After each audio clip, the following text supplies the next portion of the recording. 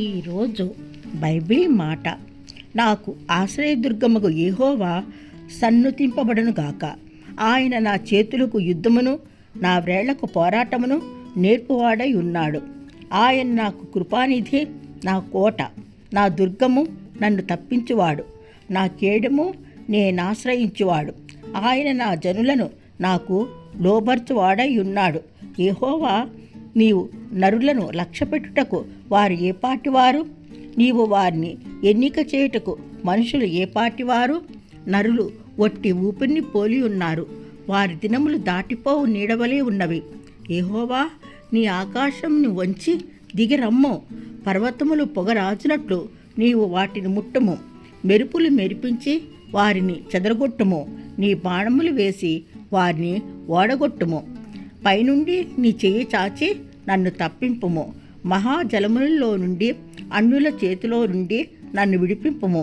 వారి నోరు ఒట్టి మాట్లాడుచున్నది, వారి కుడిచేయి అబద్ధములతో కూడి ఉన్నది. దేవా, నిన్ను గూర్చి నేనొక కొత్త కీర్తన పాడెదను. 10 తంతుల సితారాతో నిన్ను కీర్తించెదను. నీవే రాజులకు విజయము దయచేయువాడవు. దుష్టుల ఖడ్గము నుండి నీవు నీ సేవకుడైన దావీదును తప్పించువాడవు.